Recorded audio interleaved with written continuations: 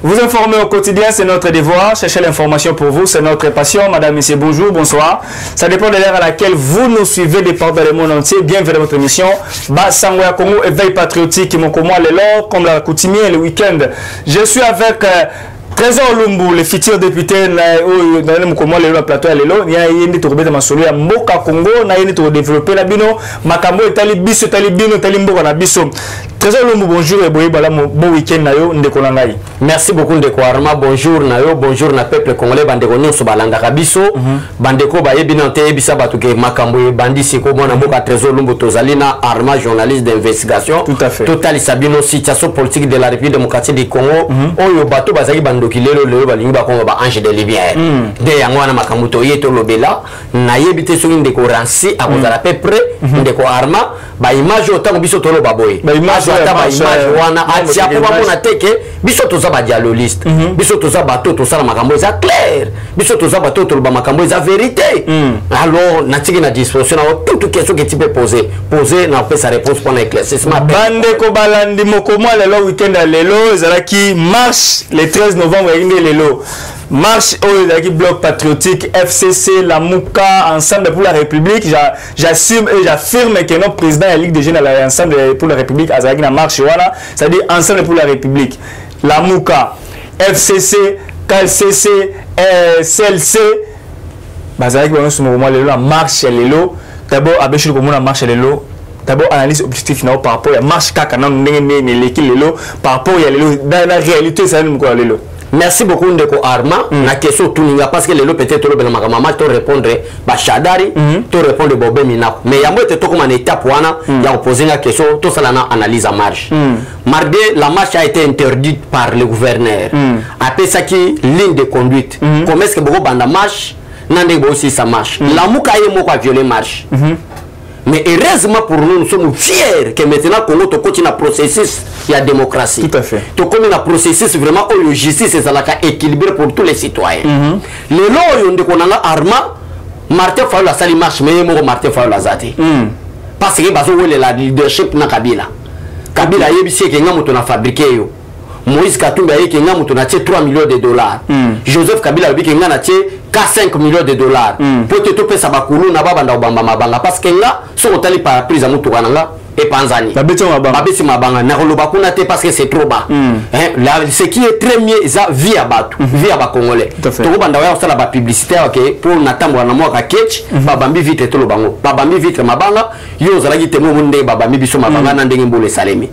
Mais Ndekwarma, et là on a zoé la malgré ma banga babambi biso so comme na parlement debout il y a des bonhommes là c'est René Aza makambo tozoloba parce que YouTube alingate ba makila et les kanaba chaîne na ba entreprise na ye ozoland mais le bomoni ndenge makile zo tanga na bande ko na biso même il y a des bonhommes il y a parlement debout ndenge ba yeba bambi mabanga ba beti bango mais kuna na osala ngwa analyse parce que biso to na niveau na bangote biso to na niveau mo to expliquer peuple congolais vérité tout à fait atako bande ko ba finga ka biso ba benga biso ba dialogiste nga na yebi malam ke loko ko kabola biso na bango ezala facteur temps to comme un moment donné ba beta biso maboko mwana mboka Trésor Lumbu merci makambo za ko sala biso to zali ba ignorant ndenge ka bible libike mo peuple péri faute de connaissance mais na analyse ya marche ndeko na Arma na koloba boy ba epekisi bango de l'aéroport de Njili ti na de bonhomme place wana entrepreneur ko zalate mais Fayulu Kabila Obemina ku Shadari Chibala mama Chala mwana ma Chala Koko parce que ba comme obenge Chala Koko Chala Koko banini ba violer ba tamboli place au gouverneur interdire. Et heureusement pour la bienheureuse le bienheureux président Félix Tshisekedi aboya ba makambwana ya kobeta ba gaz gaz atamoko betamite arrestation à Tamouke Salamité, bat marché n'a pété 12 personnes. 12 personnes de Konana Arma. Les Konana Bazamo et Belete. Ba place au moment moi batté belé on a oyebi kenzela victoire président Félix Tshisekedi alinga bonsango et comme la Champs-Élysées avenue Victoire. Je crois peut-être na yonde kwa Arma bongisa jour to kitana terre total ça va chanter chef de l'état. Bongisa ta jour ko benga na ozala dispo to kei. Avenue Victoire président zo bongisango. Ni tuka kokota Victoire et zo utara kota sendo to kota ba bandal ba kasavu. Sur place on est comme ça la embouteillage na batté belé. Place ba moni batté belé wana ezalinde na Victoire. Preuve à la pour na biso bazali banda mboka bayebi place des artistes n'est pas décoré na rompo na bomo na rompo wana et ça place na marché te so marché na bango na yebi équipe na biso arrimé de Kinshasa bazana ça c'est ça qui live direct quoi basala ki live boko na live boko mona ke n'y a rien pour na ça peuple est-ce yango wana mais comparé au kaka na discours seulement Jean-Marc Kabonde ouais lobby tala kaka discours ya Jean-Marc Kabonde qui est le président de l'IDPS comparé na association bo ba benga front soki patriotique na kati fond patriotique wana tozana mbongo tozana donation chole tozali na FCC tozali na ensemble pour la république ya Moïse Katumbi tozali na Lamuka El Moïse Katumbi na El Fayulu na El Adolphe association des escrocs politiques basangani me wapi peuple mawa 62% monde konanga ndezo prouver na peuple congolais pe na communauté internationale c'est-à-dire la communauté nationale et la communauté internationale baza maintenant na ba preuve que démocratie continue na régime Félix Tshisekedi démocratie continue votre moni qui va salir marche na bango gaz betamité piné tumbamité ba fingi bon ba dérapage dans la moté ko finga ko critiquer la police encadré bango tout comme la police quand même félicitations pour l'encadrement bon la police non ça sera injuste qu'on fasse sa félicitation à la police mais ça remercier les chefs de l'État parce que le moment à Kabila mama ça c'est ça au bétama bato bazako kufa na kufa la bande ko camarade d'élite mais ça c'est beaucoup important félicitations aux chefs de l'État pas au niveau de la police parce que si c'était la volonté de la police na ba dérapage au la muka basali mais le massa c'est bétama mais va respecter le mot de chef de l'État parce que c'est un homme de paix muto alingi ba congolais nous ils ala bato balinga kaye na bato balinga été fati alingi ba onyos abi ba onyos baza ba congolais bo bétama ça c'était remerciement to kopesa na la police c'était mais to banda kopesa na chef de l'État ndenge amemeli biso démocratie parce que son chef de l'État le ba ki bo bétama ça c'est mutalinga boya azate interdiction au bétama ça c'est bagaz et ali programme il y a chef de l'État pour son peuple congolais opposition à la force ndenge on to remercier chef de l'État en profitant du chef de l'État parce que la police et ça va service paix il y a président de la République parce que ça la pour son président de la République programme na deuxième lettre on remercier la police ndenge va changer vision ba loin na vision il y a ba dictateur quoi ba Mobutu ba Kabila ba continuer na vision il y a démocratie de nos mutako se manifester na encadrer la destination sur le canal qui passe ça pendant mais batoki na moni de ndila ko pangu sabo ya toki a transpirer batambola raté bango batamboli te pe au dernier match balancer match mosusu te bania bazwa raison balbi que président Félix Tshisekedi c'est un dictateur azobo ya match fatia la police atana bakwe do telemata atana bakwe la police a telemata na mona mena bakwe ba tika bango basala le côté nde yango zoma bande ko nanga bozana poto bato bolinga Fayulu bato bolinga Kabila bato bolinga Katumbi bato bolinga Mbongo et c'est la démocratie to empêcher bino te bolinga bango mais bote ya bato na bino basali le côté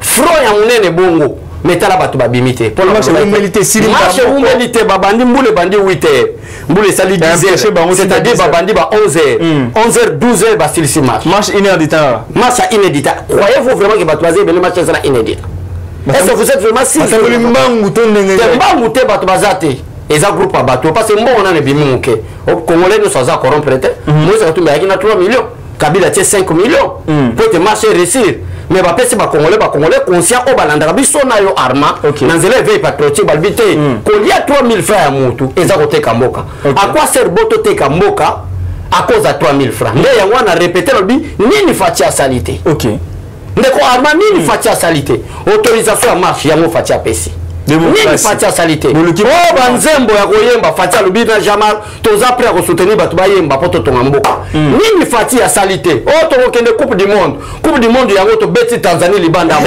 nini fatia salité nini fatia salité ndeko arma oh ba toza marche te ko yinda fatia asali marche yango bosali zéro gaz zéro arme zéro arrestation marche neki na pe nyonso na kimia nyonso pendant inédit fatia salité nini pourquoi motema mabe nini fatia salité Fayulu nini fatia salité Kabila nini fatia salité Tibala Nzenze Tibala qui dimanche Abidi Tibala qui dimanche Tibala mais par contre au moment où Tibala s'était infiltré Tibala était un kounouna politique auprès de Tshisekedi wa Mulumba Tibala était un juda politique au moment où il dépêche ça qu'on lançait ba marche Tibala tia obimate Tibala bimena marche association de malfaiteurs oh tu vas abimate abimate lukela na vidéo mona Tibala bima ezate bo lisnet lise to boka ba makamuna mabe za osala makamama lisa Tibala ane la beta été ane soka beta qui est lisuna primature ndeko nanga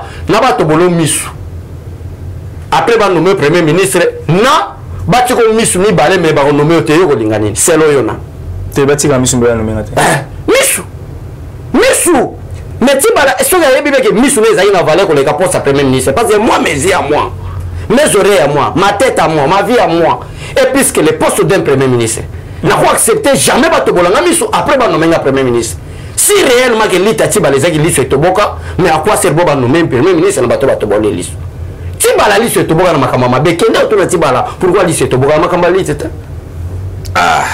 ndeko na biso to za to ba vérité abeshele et le moment ça pasi na marche wana komona CLC comité de la de coordination oyo abengaka bato na 2018 2016 15 16 17 pour le marcher contre régime ya Kabila na ko citer maître Hervé Diakesi na moni olati osa la marche pembeni ya bato akizaki ba bomaki bato bonale ko akizaki ba bomi Thérèse Kapangala bato bonale ko akizaki ba bomi Rossi Mukendi osa une marche que lutte contre la dictature toboyi seni politisé toboyi nini dictature maître Hervé Diakesi bien chemise ya CLC ba beti mupanzawa je crois les photos zali bo mona photo wana ça fait mal au cœur. Maître Hervé Diakesi, des cochons de l'air au moins qui sait le marché, permet à FCC, permet à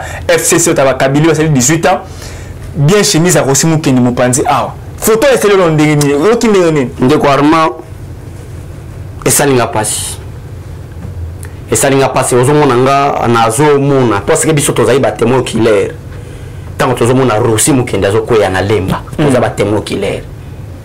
Yango totanga kombo ya Karine pambate to mona na ndenge Karine na misu boye ba mususu lisolo Rossi Mukendi baloba ngo kaka na monoko kayoka ngo histoire mais nous on était là na terrain to mona ndenge Karine a vécu les premières fois pour le que ceux qui obimi lisolo mona abima lisolo mona baboma mais nous que ça n'a pas sindi quoi peuple congolais comprenez que non chez ça fait mal au cœur hein monta koufi. Et à l'époque, le peuple congolais bande comme soutenaka. Ndabwana mususu. Au moment où Rossi Mukendi Akoyi, vous savez qui était le ministre de l'Intérieur? Qui? Emmanuel Shadari. Ah! Shadari est le ministre de l'Intérieur. C'est Shadari le ministre de l'Intérieur. Na moment Rossi Akoyi na mabele. Pourquoi je cite le nom de Shadari? Parce que la police est sous tutelle du ministère de l'Intérieur. La police va jouer ordre de la ministre de l'Intérieur. Na moment où Hervé Soki Diaké soit là, et la masse CLC. Na elongi. Na col a commis Rossi Mukendi. Mais aujourd'hui, c'est même Hervé Diaké, c'est du CLC. Proche, il y a Kabila, Pemeli na bata Kabila Bobe Minaku. Bati Balanzenze. Ba directeur Nemi Mouilania et permet à Shadari. Et Shadari qui était l'ancien ministre de l'Intérieur au moment où Rossi Mukendi Akoyi. Et veut dire que ça carame choussou na Shadari na elamba batel comme ya Rossi Mukendi. Mais moi si ya Rossi Mukendi azo mona place à landanga. Vraiment pourquoi tout ça no moto humanisme? Vraiment, Hervé Diakesi, c'était parle aussi au nom du CLC, Comité laïque de coordination. Mais Shadari, qui était le ministre de l'Intérieur, on appelle ça ordre, na Karine, na la police, c'est ça qui sous-titré à l'époque. Papa Bomarossi. Aujourd'hui, Hervé Diakesi, ensemble Nicolas Zomona. Au lieu de la lamba à Fayoulou, au lieu de la lamba à Kabila, au lieu de la lamba à Moïse Katumbi, tu n'as pas de problème. Mais on a la lamba, commis combo, il y a Rossi Mukendi. Mais quand la femme et les enfants de Rossi Mukendi, c'est toujours c'est même Hervé Diakesi. C'est toujours Hervé Diakesi. Quelle humiliation. Ça c'est quelle honte. Quel peuple. Que Dieu vous pardonne. Ça fait mal au cœur. Bon, c'est la politique. Tout ça, tu vois, comme tu es tout. Tu vois, Congolais, et moi, vous avez analyse sur ça. Au fond, du vraiment, mettre Hervé Diakesi sur la terre en bas, c'est bien Rossi Mukendi Mupanzi. Pendant que vous avez acquis le régime à l'époque, qui est Rossi Mukendi. mais le ça marche na bango ensemble.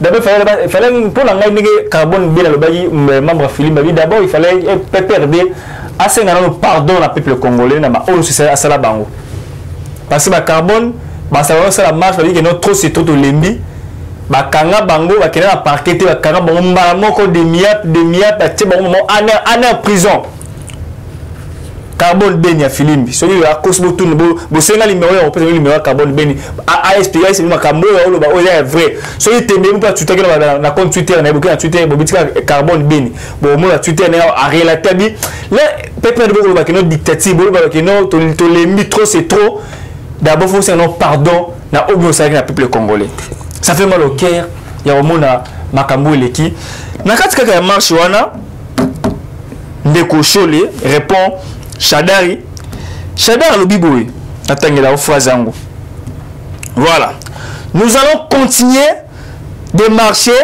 jusqu'à ce que les compétents prennent que le peuple se prendre en charge des incompétents pareils des microbes politiques, la dictature que nous n'avons jamais connue, une dictature qui dépasse celle de Mobutu. Na pesio maloba o analyser pour répondre Shadari na maloba o ko benga bino ba microbe a benga bino ba dictateur a benga bino ba compétent peuple congolais il faut ça à se prendre en charge sur les yo ko répondre nini na maloba ya Shadari ndeko armazo mona musala politique za musala ta komela ba whisky to masama kasi to komela diamba o tema liwe sa peuple congolais ça je réponds Shadari Shadari faut yeba que soka mela ka diamba politique ils ont mérité que bateau ba melaka diamba ba ça la politique. OK. Politique ils ont mérité bateau ba respecter ba valeur ba principe. Na lingi na lobanini. Shadari lelo abenga président Félix Tshisekedi dictateur.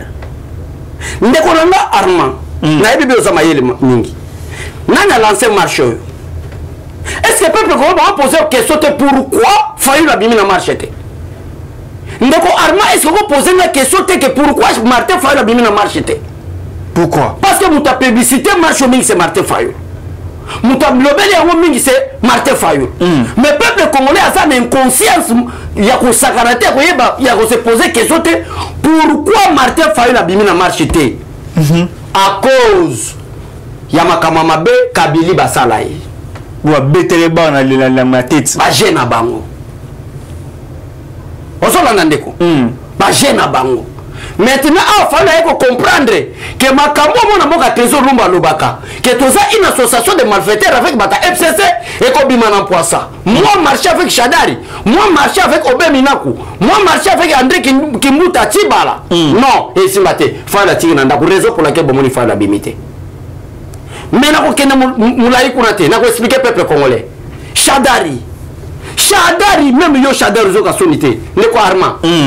Shadari atinda Henri Magie. Oazo nyoko mana prison bakina kotikela ata cafétéria ça va Félix Tshisekedi ina politique malamu biloka kole bali okene na ba prison ndolo ya makala. Emmanuel Shadari atindi Henri Magie pour finir président Félix Tshisekedi pour dire que Félix Tshisekedi est chef de l'État grâce à Joseph Kabila. C'est Shadari a mis ça terme on ne va pas nous intimider. Coup sur coup. Coup sur coup. Ça c'est Shadari. C'est Shadari qui a poussé Martin Fayulu à dire que Félix Tshisekedi est sa marionnette à Kabila. Ce n'est pas Kabila qui dit, ce n'est pas Félix qui dirige, c'est Kabila qui dirige. Et ça va propos à Emmanuel Shadari. Nous allons nous prendre en charge, c'est lui qui va toucher l'ancien PDG Albert Youma. Nous allons déstabiliser les institutions. Paralyser même les institutions. Ce sont des propos toujours de Shadari. Mais Shadari, les lois comme le microbe, ça c'est quelle imbécilité. Ça c'est quel papa. Je ne sais pas ce qu'il y a dans Zotala. Il y a une raison pour laquelle de Warma. Dans le bien de Shadari a confondu Djamba, la politique. Ah, ça l'erreur. Oh papa, Sony Boyenine, c'est honte d'avoir de pareils papas. Shadari peut avoir un papa. Bateau basana numéro bana Shadari bâti la vidéo. C'est la honte. Quand on a un papa escroc politique comme Shadari, un aventurier politique comme Shadari, marionnette dictateur, en tant que homme scientifique, en tant que homme intelligent, marionnette, et à quel moment Félix Tshisekedi devient dictateur? Oh, Shadari a un microbe. ça c'est un style politique à imbécilité. Peuple congolais, excusez-moi pour les termes. Qui a mis Boara? Excusez-moi vraiment pour les termes. Et bah quand il s'attend que tout lali. Bah quand il s'attend à déclaration avec ces 12 ou 13 personnes. Oh bah qu'on l'a mis dans la cima. N'a pas millions de yibi n'a pas congolais. Mais on va préparer l'élection 2023. Marche à l'élo. Et ça qui te marche. Marche à l'élo va servir sa sécurité va en alerte. Na yebi sur l'isolo te va préparer coup d'état.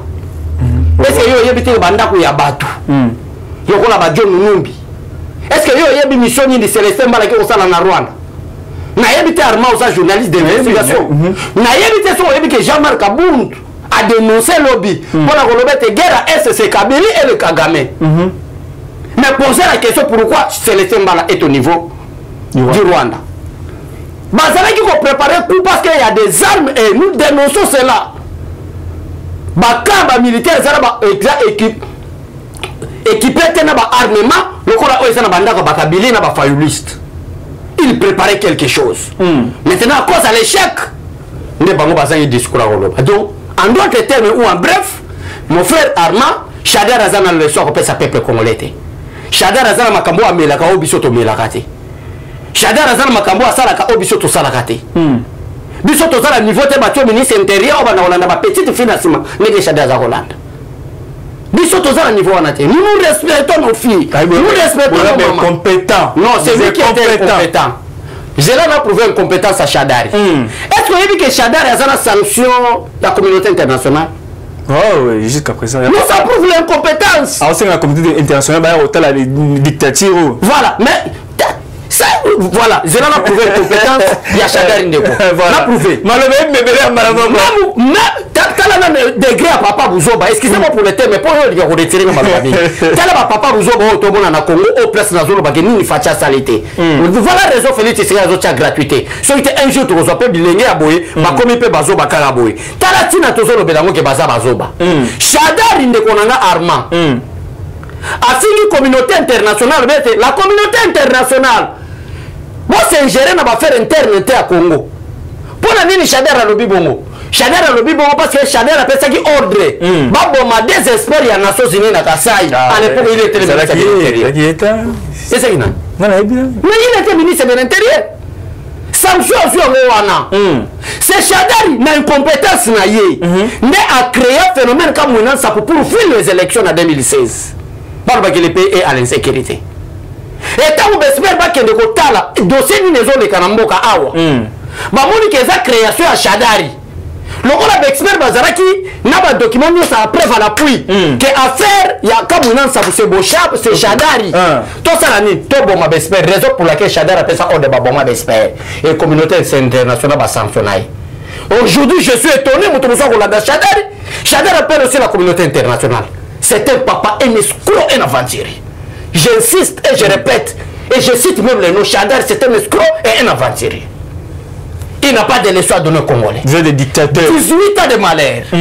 La constitution CP, voilà l'imbécilité politique dans la classe politique congolaise. La constitution est claire, mon frère. Le mandat du président Félix Tshisekedi est de 5 ans renouvelable et une seule fois. C'est-à-dire, si le président de la République a eu deuxième mandat, il faut ça à 10 ans. Kabila cède le pouvoir combien de il y a une transition quand même. Transition. Mais par quel miracle Kabila a participé à la transition, lui étant militaire? Parce qu'après la mort de Laurent Désiré Kabila, quelles sont les dispositions ou procédures ou un principe constitutionnel Chadar est l'État compétent peut nous prouver au Kabila comme chef de l'État congolais? Par quelle procédure? Par quel principe constitutionnel? Après 2001, Joseph Kabila Koufi, Laurent Désiré Kabila Koufi, Joseph Kabila comme président de la République. Parce qu'actuellement, et selon la constitution actuelle, c'est lui qui est le suppléant constitutionnel du chef de l'État, c'est le président du Sénat. Donc en cas d'absence du chef de l'État, c'est le président du Sénat qui va remplacer pour 6 mois pour organiser les élections comme objectif. Mais quel est le principe qui a poussé qu'après la mort ou l'assassinat de Laurent Désiré Kabila, Joseph Kabila devient chef de l'État? Par quel miracle? Chadari Ndekoranga. Totika lisola Chadari amela diamba. Réaction dans le rapport. Voilà. Bane balandi to koti vraiment l'isolo yango ba commentaire vous allez suivre belé par rapport parce que au fur et à mesure toujours d'informations ba déclaration ba te belé ba ça ba déclaration par rapport il y a marche ya moko lelo to ko joue ba réaction yango tika na signaler bino kende ko sango to za en contact mon vieux que je salue azali na minute azali na est ya mboka na biso na ville minute na ville ya Bogoro donc na côté Ituri kuna donc kaza kuna na minute a ça dessin c'est bon il faut encourager les journalistes ko ya qui na ba propre effort na propre relation na ya qui ko la situation actuelle état de siège il va malade muy bien soutenir biso to bet tout kuna tous les éléments nouveaux il y a état de siège peut-être ko ba ki biso ko ba non rien ne va monsieur ça va faut que tu sur terrain ko yeba ko palper du doigt qu'est-ce qui se passe là-bas. Merci beaucoup Nayo Israël Mutombo que je salue. Voilà tout évolué na makambo Italie mboka na biso. Hier 12 novembre journée de la base à Bécho la kitara la terre non Félix retiré signature nayo la vie comme ça que non Félix aux retiré te kozonga te soko ya to beta yo ko ya wate le 12 novembre 2018 au président va piner bu kita sur terrain pas question Fatia CD à la base m'a exigé ya ko retirer signature journée là ils a rendu ni pour ils avaient qui moi résumé la journée voilà la journée le 12 novembre 2018 ou le autres en 2021 ba mona ngolo ko la bâché ba musu ba na histoire comme histoire mais ba veka ngote biso ba to vivre événement pourquoi to ba to vivre événement parce que to za ko mona ne ba Martin Fayulu ba za ko la Félix c'est que ko la mukala na sima ndeko na nzambe ko la za mabelango Fayulu azo la président Félix c'est ko la mo petit mitinda nae ba Adolphe Muzitu ba Moïse Katumbi ba Zoya bango nyonso bazaki na liloba moko pour être candidat commun de l'opposition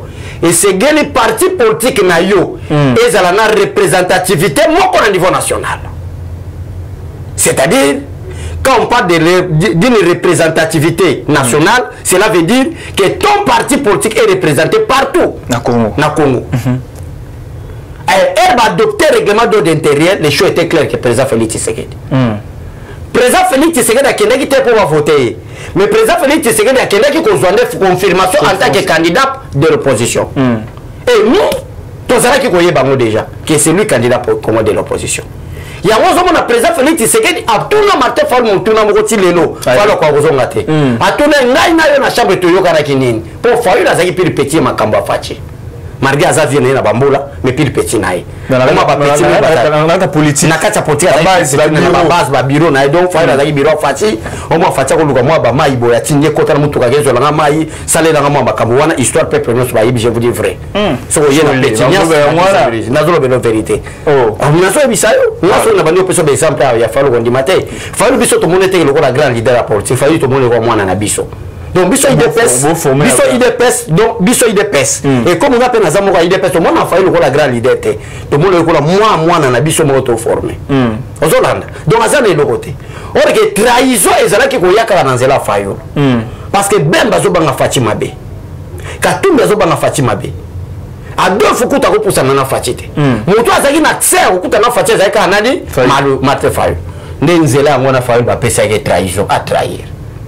Yo voter ngana voter nzema ke kuna voter Fatite mi voter Fatite ko la homme sérieux du monde a mi voter mais a voter Martin Fayulu parce que il est bon ba histoire te mais si les autres mon Martin Fayulu carrière politique so fidèle à cause de l'escroquerie politique abini to kana ngana ona neni to kana na Fatite aloba clair na sana ta ko se justifier te o ko ndimiranga andimiranga o ko boya mais Dieu témoin Fayulu expliquer peuple congolais ni to kana na chambre parce qu'à l'époque monta ko na chambre Fatite ezaga Fayulu bamuso baza bangai Fayulu yana transition ye wana bata minanda koti moya bimezate po bata FCC balubi ke tala moi pourquoi pas mo to peso ba mo na biso le ko me obimate fanda kuna mbongo eza biso ni yo fanda kuna sala ga mobilisation biso to bima.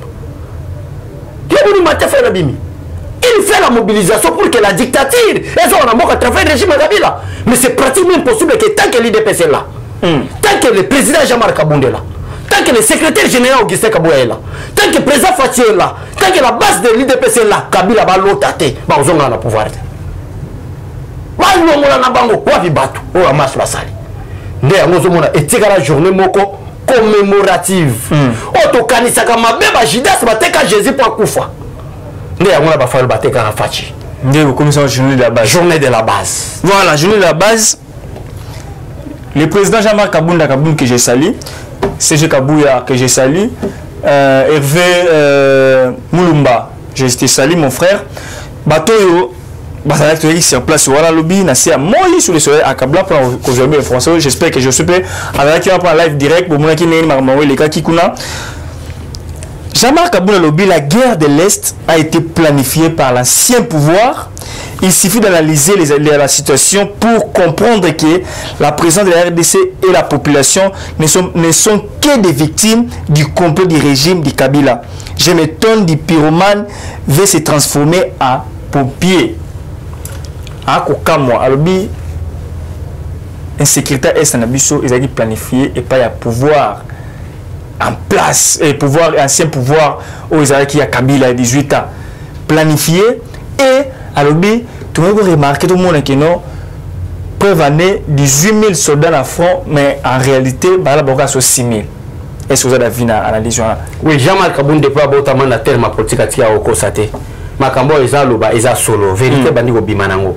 Il y a une raison pour laquelle le chef d'état-major, Célestin Mbala, est envoyé par le président de la République de Rwanda. Pourquoi Célestin Mbala qui est Rwanda?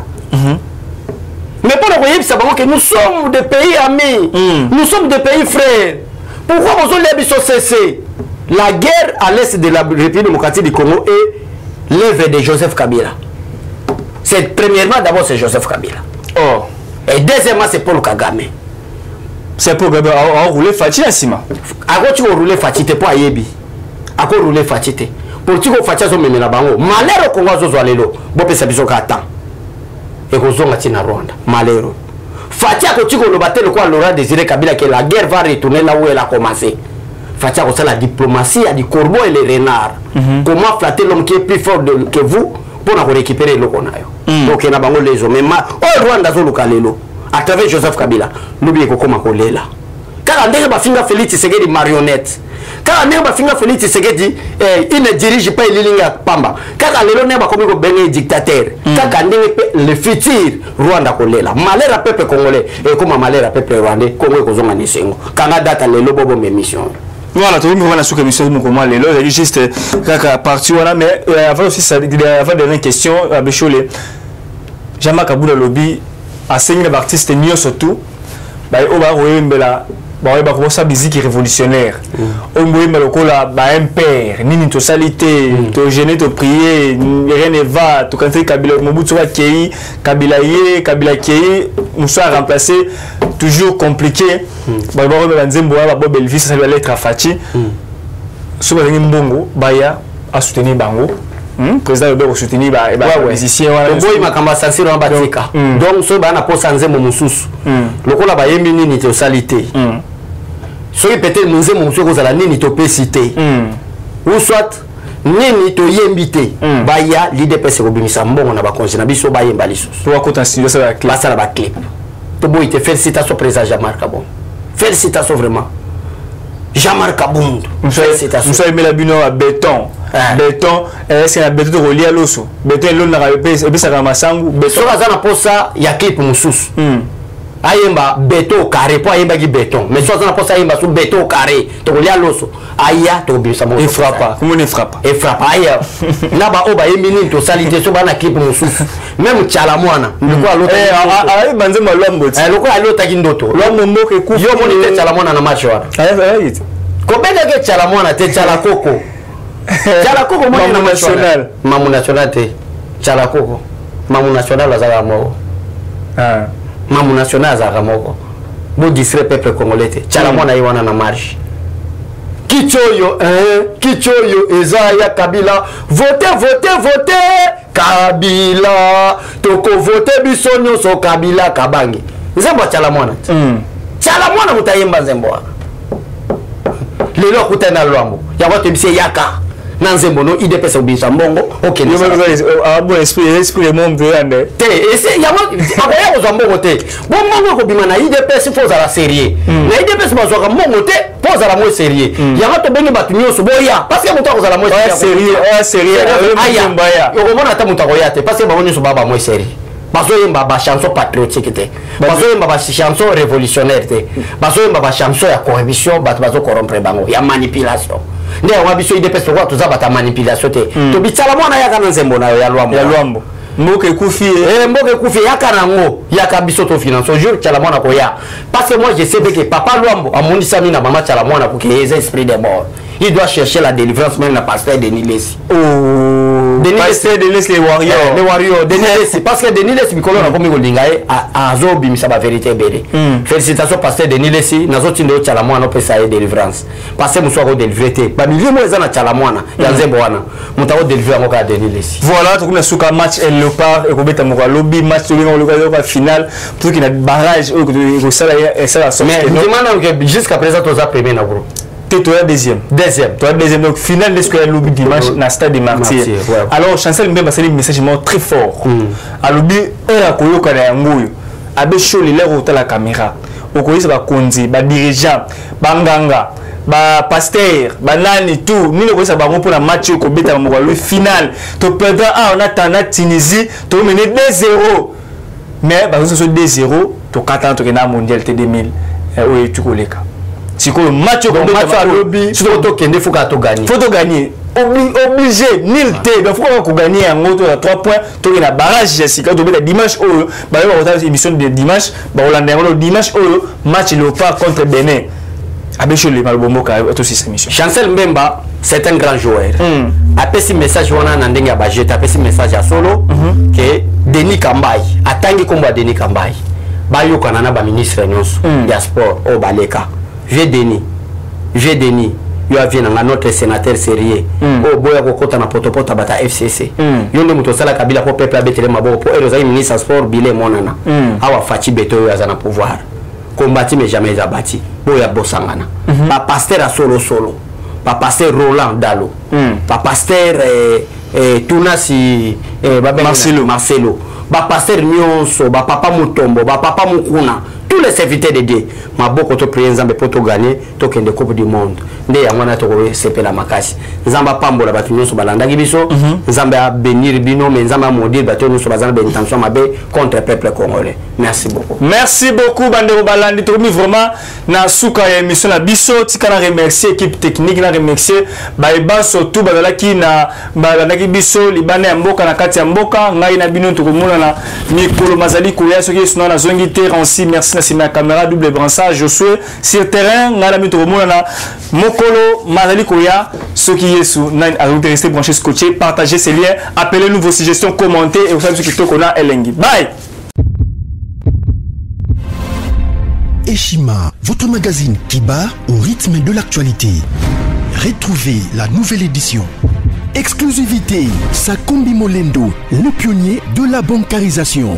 Le ministre des Affaires foncières a signé le 3 juin 2021 avec son collègue des Finances l'arrêté interministériel portant bancarisation des opérations foncières et immobilières supérieures ou égales à $10 000 américains. Une première en RDC concrétisée par celui qui fait figure de porte-étendard de la numérisation et de la sécurisation des titres fonciers. Aimé Sakombi Molendo est de plein pied dans la matérialisation de sa politique qui suit la vision du chef de l'État, Félix Antoine Tshisekedi, celle de faire du numérique un levier d'intégration, de croissance économique et de progrès social. Nation, gouvernement des warriors, bilan de gestion des 100 premiers jours du gouvernement Samalou Kondé. SONAS, le DG Lucien Boniemé Ekofo présente un bilan largement positif pour les grandes réalisations du premier semestre 2021. À lire également l'interview de Seth Kikouni portée sur les questions d'actualité.